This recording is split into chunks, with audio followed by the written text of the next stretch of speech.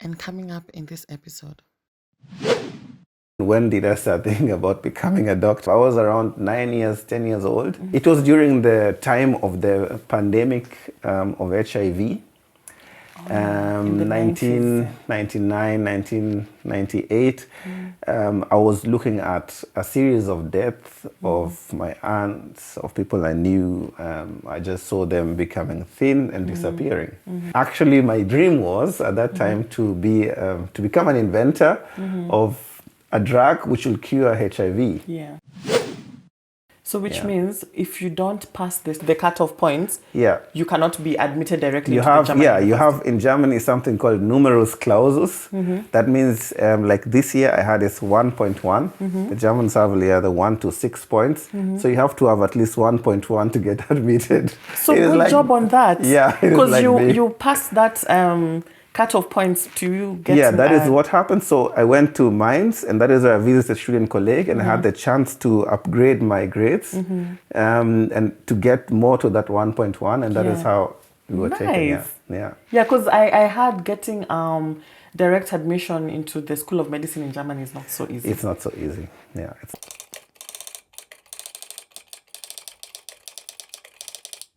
This is the real-life experiences of immigrants in the diaspora. Welcome to the BO podcast. And I am your host, Becky Onyango. And today we have a very special guest who is going to share the experience living abroad. Stay tuned. Hi everyone, and welcome back to another episode of the BO podcast. I'm your host, Becky Onyango, and thank you so much for tuning in for today's episode. And with us today, we have a very special guest with us, and this is Dr. Daniel Ogutu. And hello.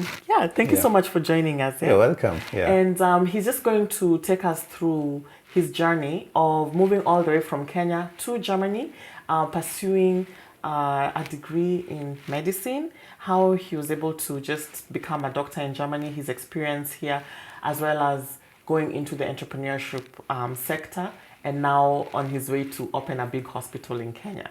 So thank you so much for joining us. Yeah. Okay, so let's just start off with your background. Yeah. Where do you come from, and what your education experience or background had been in Kenya before moving to Germany? Okay, well, I come from, I was born and I grew up in Isli. Okay. That's what Dr. Harold already stated. Yeah, Islando. Yeah, that is where we grew up. At that time, we were like, we were 7 siblings, and the only person who was working was my dad. So we went to City Primary School back in town. All of us, practically every brother of mine went to City Primary School. And afterwards, after finishing primary school, there was a kind of negotiation. It wasn't really clear to which school I'll go, boarding or high school. And somehow my sister and my mother, they went to Aga Khan High School. On that day, I just remember it, that they went there and asked whether they can take me with my grades. And I was admitted in Aga Khan High School. We were the first students before Aga Khan High School became a private school. Okay. And that was like my school journey at the beginning. So remembering where we grew up, it is not that we always had everything we needed. Or I remember days when we would sleep hungry. I remember days when, we would share a package of chips. And my dad would tell me, drink a bit of water and you will not be hungry anymore.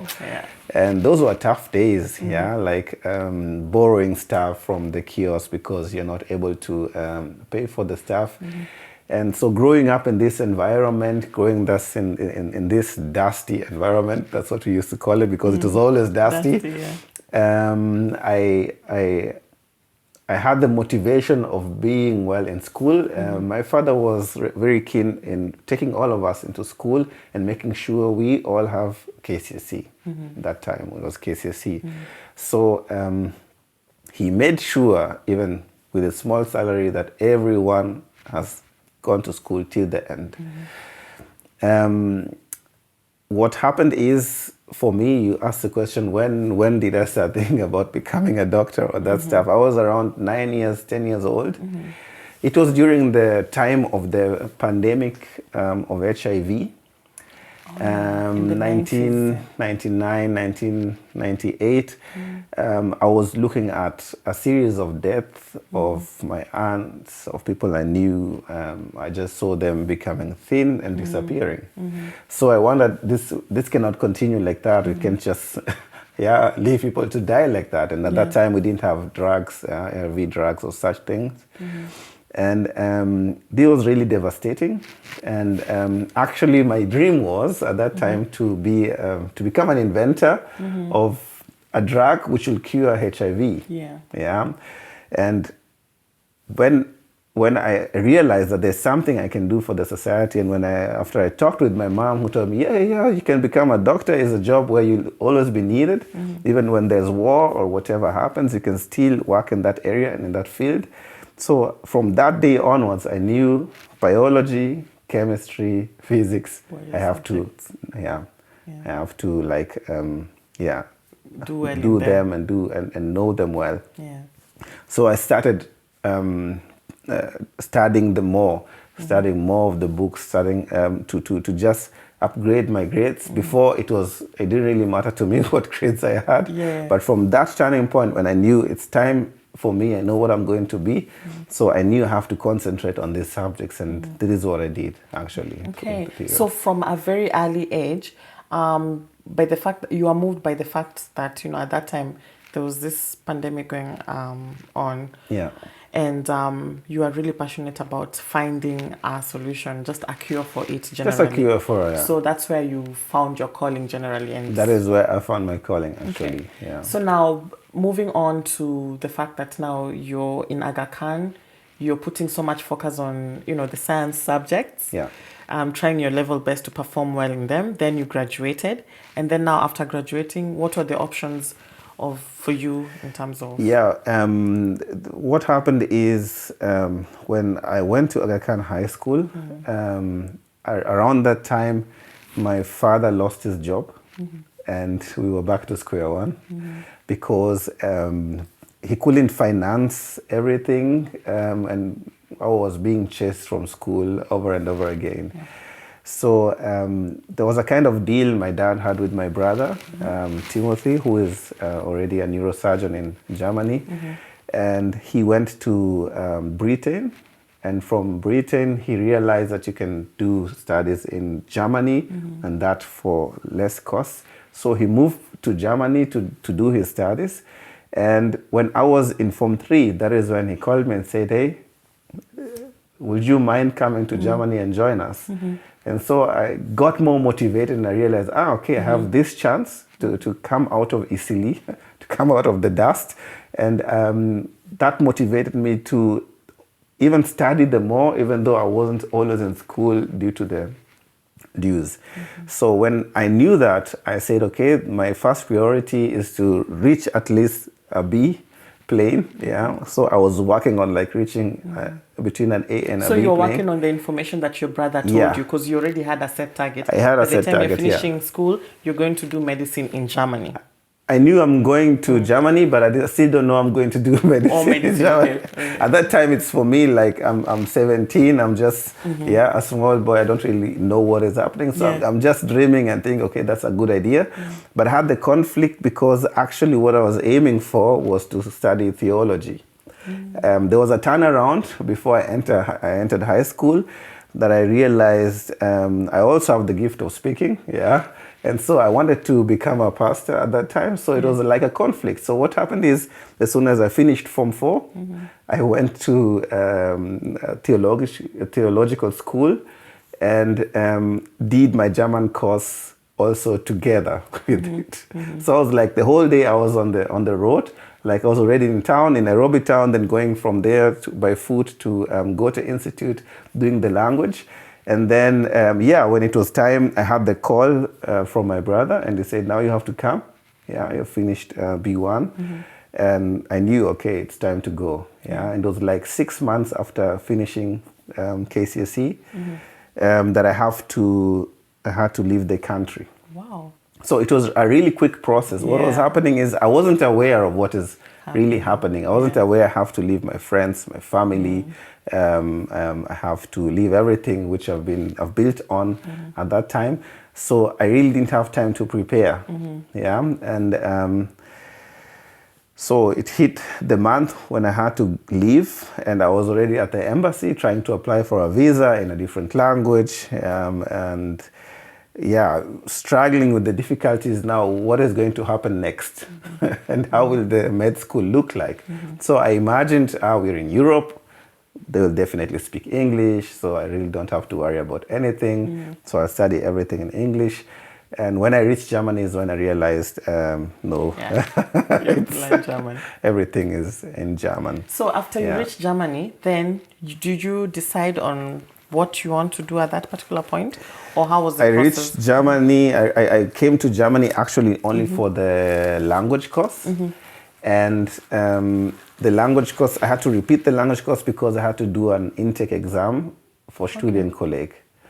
This is like a pre-university process which you go through, because after working so hard to get your KCC, you come here and they tell you your KCC is not recognized. So that was the other challenge. So I had to sit for the exam again, maths, English, maths, German, biology, chemistry, and physics, all in German. All in German. German language. So you're learning physics, biology, chemistry in German language. In German language. And at that time you had B2. And at that time I had B1. B1. Yeah. So it's B1. Not at that. It's not at that native completely level. Differently. It was just studying things off head. Cramming the stuff. Because there was no other way. You have the topics. For the Studienkolleg, how long did the process take? Was it a year or Studienkolleg takes 1 year, 2 semesters. And when I enrolled for Studienkolleg, well, I came from Kenya. I was in Münster, in North Rhine-Westphalia. And at that time, when I entered the country, for the whole region of NRV, there were no Studienkollegs being offered. They closed the Studienkolleg. So I had to go to another province or a state in order to do Studienkolleg. So I was looking everywhere, okay, what can I do next? Where will I go next? So that is where I applied to different universities, and I got 2 invitation letters from Heidelberg and from Mainz. Oh, nice.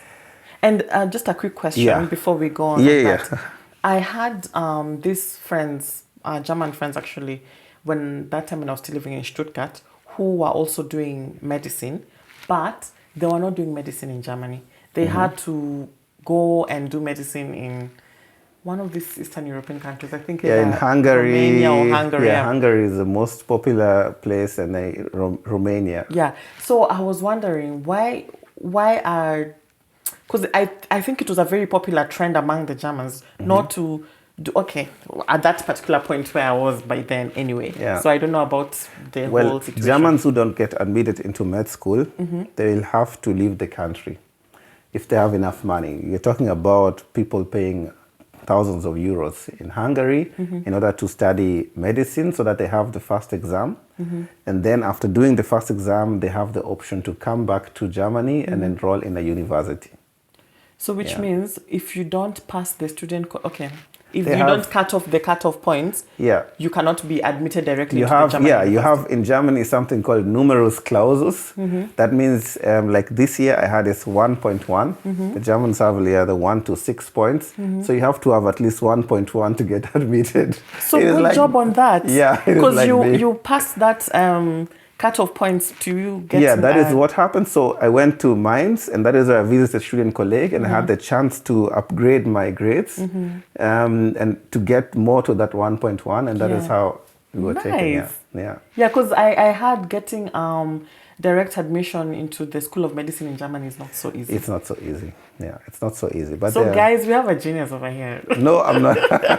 No, we have to give you your flowers, you know. So that's really good. It's just a bunch of hard work and focus. And being consistent in whatever you're doing. Yeah. Okay, perfect. So now you've gotten admission offers from 2 universities. That's Heidelberg and you say? And Mainz. So how did you go about the decision?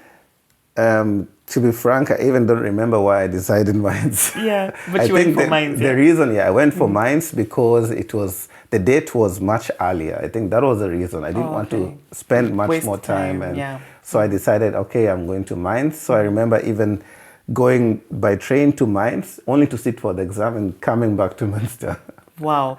Yeah. And for how long now was the entire, course? For the student colleague or before? So for the student colleague is 1 year, right? It's 1 year, yeah. Then you get admission into Then you mines. you do exams. Oh, again? Yeah, you have to do the exams. They call them Feststellungsprüfung. They have to decide whether you're qualified for the university. And after you do that exam, and then... In German? In German, they decide, okay, will they take you or won't they take you?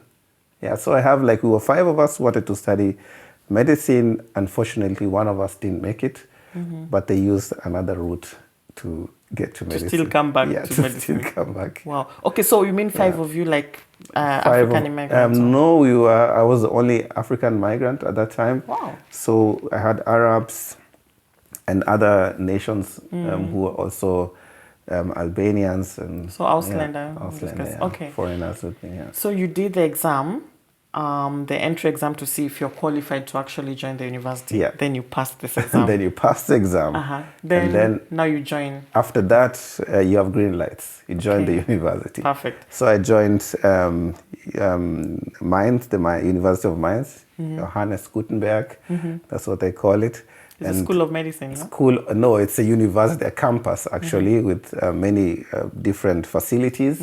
And medicine was one of them, and that is when I joined medicine at that time. Nice. And how long was the course duration? For the whole of medicine. Yeah. Now, I took 1 year for student colleague, and I took another 6 years for medicine. Wow. And I had 1 more semester, which actually because of some exams which I didn't pass. Actually, that's the truth. Yeah. I don't know what happened at that time, but I didn't pass the exams, so I had to repeat them. That's why I lost 1 semester. But it took me around 6 to 7 years. Yeah. Yeah, but that's the typical duration also, in Kenya. Yeah, 6 to 7 years. Yeah, the problem was when you're in the university, you're a foreigner. The Germans have their parents supporting them. Yeah. I had to go to work 20 hours a week. I was off. I was in the library for the whole night, not so that I can go to work. And this affected my studies. Yeah, definitely. absolutely. It will definitely affect your studies because there's also so much you're dealing with outside of school. You also have to deal with the just integrating into the culture generally, dealing with people out there. You're going to work, trying to survive as a student. So it's a lot. But if I may ask you, what was your motivation keeping you going for 6, 7 years? Not so many people have that patience. Yeah, what was keeping you going? You didn't even think of dropping out at some point? I didn't even. No, the thing is, I've been preparing for this thing since I was 10. Yeah. So I knew there's no other way out. I have to go through it. Yeah. And I had my brother, Timothy, who was always pressuring us too. He was always saying, be on your toes, be on your toes. So your brother also acted like a mentor in this case? Yeah, he was a mentor in this case. He was because he's already gone through the process. Yeah. He knows what it entails. Yeah. And he's there to hold your hand throughout the process to let you know you can do this. Yeah. Wow. Yeah. He was every time putting pressure. And when he failed exams, you didn't want to see him. You were hiding because you knew there'll be just a problem. But at least he really pushed you to go through it. An extra motivation of just being focused, staying focused, and concentrating on your studies. Yeah. Nice. Okay. So finally, after the 6 years, now 6, 7 years. 6 years, 6, 7 years. And then now you've graduated. In the school, graduating also in Mainz. In the beginning, I wanted to become a surgeon. And when I realized that the theater is too cold for me to stand for a long time, I decided not to become a surgeon. Okay. So I went for internal medicine. Okay. Yeah, So, let me understand this because, I'm a layman from a layman's perspective. Yeah. So when you did the course for 6, 7 years, you're practicing to be a general doctor? 6, 7 years, you have human they call them human medicine. I don't even know why. That's a Anatomy, general yeah. medicine. You do everything. You do anatomy, physiology. You have a clinical period of time. You're just a normal doctor. In Kenya, they call them medical officers. Okay. And then, you're right. Now I forgot this. You have to specialize for the field which you want to go to afterwards. Okay. So after 6 years, you're a doctor, but still not a doctor. So you have to go for one direction. You can choose surgery. You can choose different kind of medical fields. And so I chose internal medicine. And for doing internal medicine, you need 5 years. Wow. So another 5 years on top of the... Another 5 years of studying a specific field and being focused. But the advantage is during that last 5 years, you earn some money, which graduates over time. And it motivates you just to stay focused and keep on going. Yeah. So what does internal medicine entail in this case? Internal medicine is practically the medicine of all of the inner organs, the lungs, the livers, the intestines, everything around us. And what we do is we can treat all of these organs. The only thing we don't do is we don't operate on them. Okay. So it's like if you have diseases like diabetes, like high blood pressure, like cancer, or if you have, what other diseases do we have? Vessel diseases. We can treat you with medicine, with different kind of techniques. We can help you be relieved from this kind of diseases. But when it comes to surgery, that's when we give it up to the surgeons. Yeah. So we are actually... So the surgeons are those guys now who are in the theater where you are free to go? Yeah, they're the ones standing in the cold on their feet for the whole day. And yeah, they think differently. Okay. For them, it's surgery is operating. Everything else, it doesn't have to be with cutting of organs. They don't deal with them. Okay. Yeah, so that is what practically happens in Germany. So the thing is, while you're doing this, people don't even know. Actually, I always say that internal medicine is the backbone of medicine. Without internal medicine, everything else cannot pre-exist. Yeah, because you guys are the ones who get to diagnose or identify. Yeah, we identify things, small things, which could affect the life forever, even the surgery. Yeah, and then you guys are the ones who get to recommend if this person would need surgery on that organ or not. Yeah.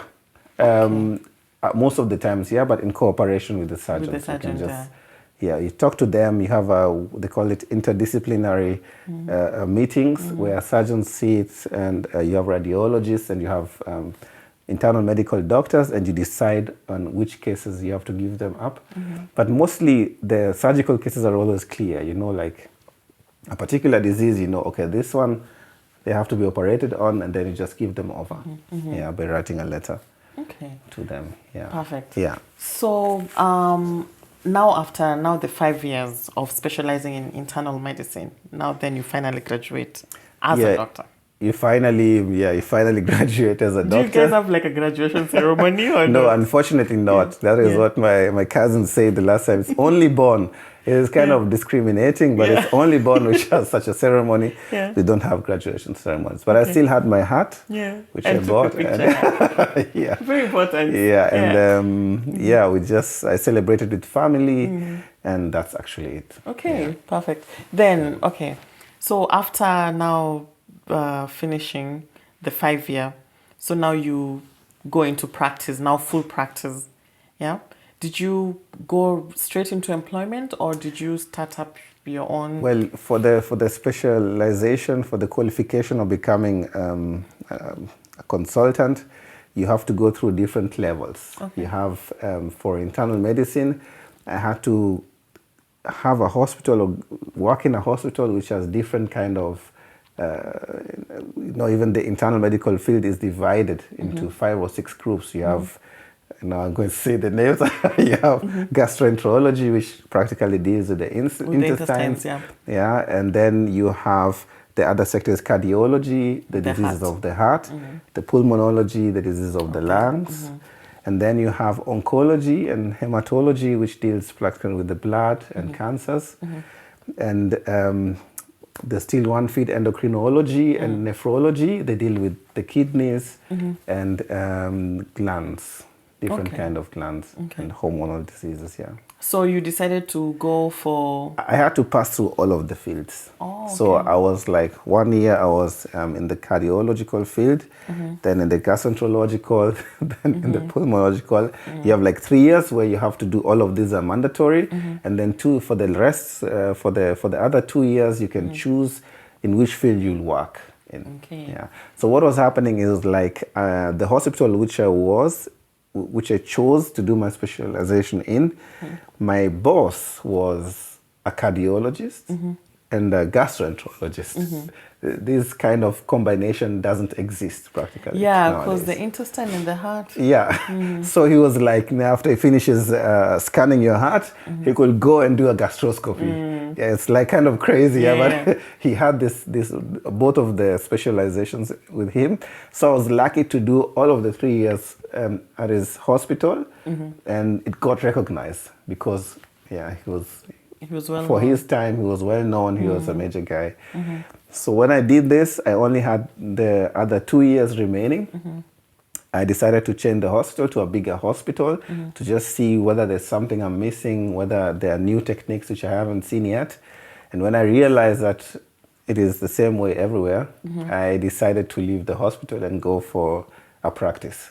Okay. Yeah. Okay. That is when because I had gone through all of the field, or I forgot intensive care. I went through all of the fields and I realized it is always the same thing. And I already had kids at that time. I already had 2 kids. And I was like coming from the night shift and they're gone for school. And when they come back home, I was going for the next night shift. So I wasn't seeing family. I wasn't really living a life. I had a 70-hour week. Yeah, I have 24 days on Saturdays. And then during the week, you work full time, around 48 to 50 hours. It was too much. Yeah. Too much. So I realized if I want to sustain my family, I will have to sacrifice. Yeah, even though I would have remained in the hospital if I didn't have family, because of the energy I had and the experience which I had brought along. And so I decided to leave the hospital and go for a practice, an internal medical practice, where I could just have a regulated work-life balance. So with the internal practice, so this is whereby, could we say it's like maybe one of the clinics that normally people would go to? Like... Yeah, it's like a small clinic, like a dispensary medical center, something like that. Yeah, because normally they would have specific working times, like from 8 to 5. Yeah, that's and they're not usually advantage. on. Are they usually on call as well? Yes, they have to be on call for particular days for the whole region where they work.